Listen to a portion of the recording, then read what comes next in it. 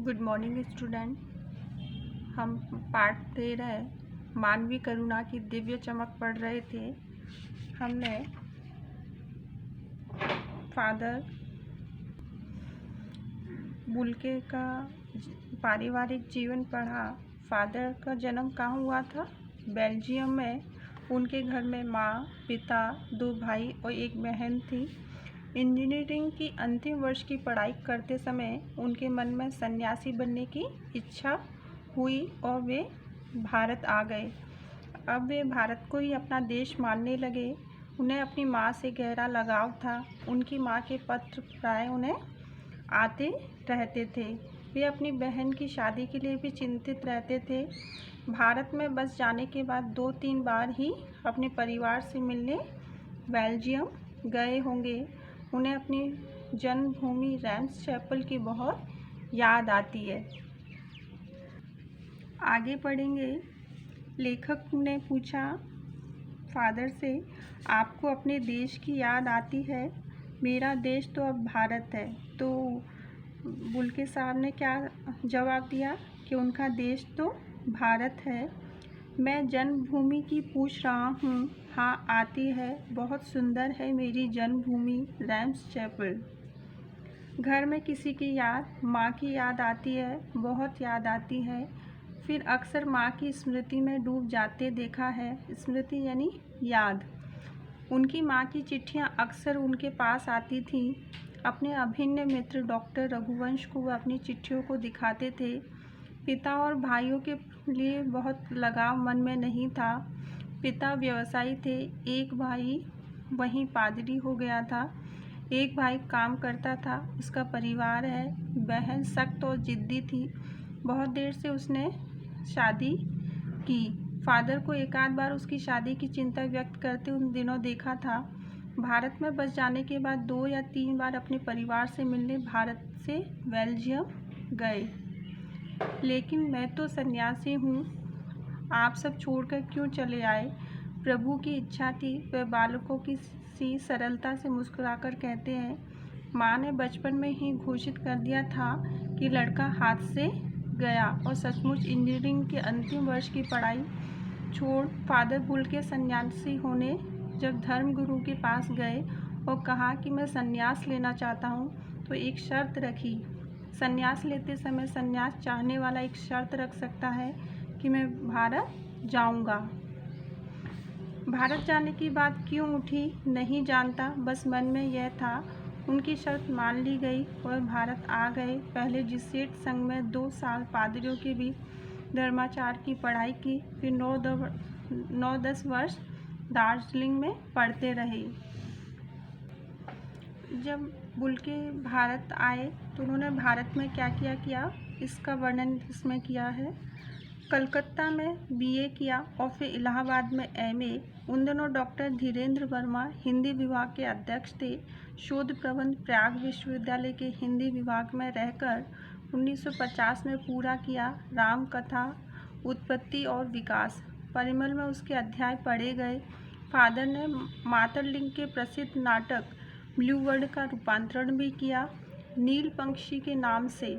बाद में Saint Xavier's college Ranchi में हिंदी और संस्कृत विभाग के विभागाध्यक्ष हो गए और यहीं उन्होंने अपनी प्रसिद्ध अंग्रेजी हिंदी कोश तैयार किया और बाइबल का अनुवाद भी। और बीमार पड़े, पटना आए, दिल्ली आए और चले गए। 1947 वर्ष देश में रहकर 73 वर्ष की जिंदगी जीकर। फादर बुल्के संकल्प से सन्यासी थे। कभी कभी लगता है कि वो मन से सन्यासी नहीं थे। लेखक को ऐसा क्यों लगता था कि फादर बुल्के संकल्प के सन्यासी थे और मन से सन्यासी नहीं थे?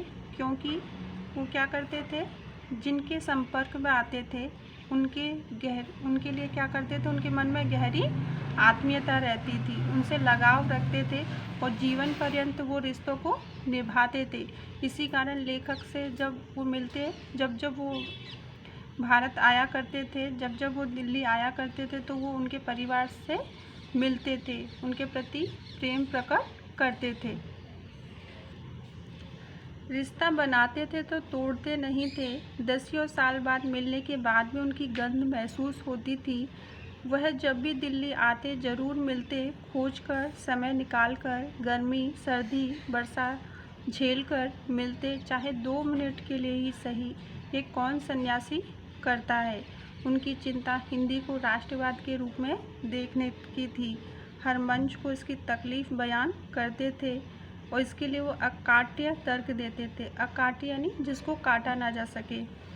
वो क्या करना चाहते थे, हिंदी को राष्ट्रभाषा के रूप में देखना चाहते थे और इसके लिए वो हर मंच पर हर किसी को अपना समर्थन देते थे।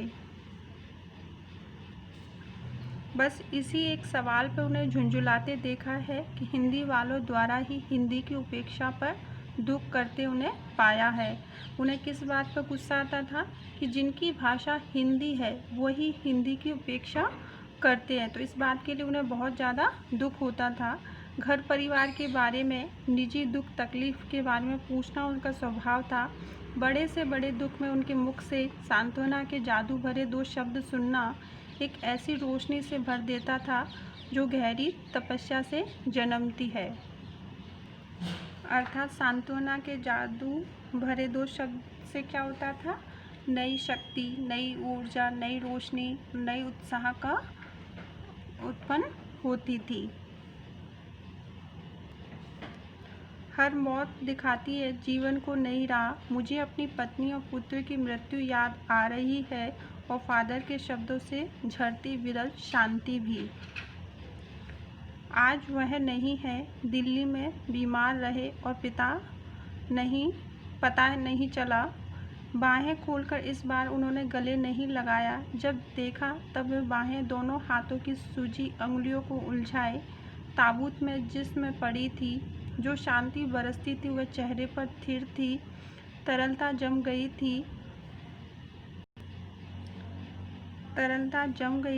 तरलता क्या है, पतलापन, बहने वाली भावनाएं।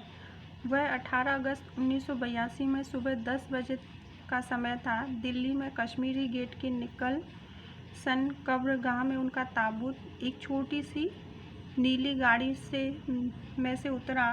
ताबूत क्या होता है, जिसमें शवों को रखा जाता है। कुछ पादरी रघुवंश जी का बेटा और उनके परिजन राजेश्वर सिंह उसे उतार रहे थे। फिर उसे उठाकर एक लंबी सकरी उदास पेड़ों की घनी छांव वाली सड़क से कब्रगाह की आखिरी छोर तक ले जाया गया, जहां धरती की गोद में सुलाने के लिए कब्र अवाक मुंह खोले लेटी है। अवाक यानी मौन या चुप। ऊपर करील की घनी छां थी, चारों ओर कब्रें और तेज धूप के व्रत। जैनेन्द्र कुमार, विजेंद्र स्नातक, अजित कुमार, डॉक्टर निर्मला जैन, मसीही समुदाय के लोग, पादरीगण, उनके बीच में गैरिक वसन यानी साधुओं द्वारा धारण किए जाने वाले गेरुए वस्त्र पहने इलाहाबाद के प्रसिद्ध विज्ञान शिक्षक डॉक्टर सत्यप्रकाश और डॉक्टर रघुवंश भी, जो अकेले वहाँ सकरी सड़क की ठंडी उदासी में बहुत पहले से खामोश दुख की किन्हीं अपरिचित आहटों से दबे हुए थे, सिमट आए थे कब्र के चारों तरफ। फादर की देह पहले कब्र के ऊपर लिटाई गई। मसीही विधि से अंतिम संस्कार शुरू हुआ। रांची के फादर पास्कल तोयना के द्वारा उन्होंने हिंदी में मसीही विधि से प्रार्थना की। फिर सेंट जेवियर्स के रेक्टर फादर पास्कल ने जीवन और कर्म श्रद्धांजलि अर्पित करते हुए कहा, फादर बुल के धरती पर जा रहे हैं, इस धरती से ऐसे रत्न और पैदा हो। डॉक्टर सत्यप्रकाश ने भी अपनी श्रद्धांजलि में उनके अनुकरणीय जीवन को नमन किया और फिर देह कब्र में उतार दी।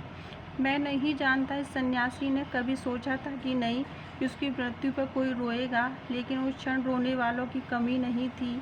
नम आँखों को गिनना स्याही फैलाना है।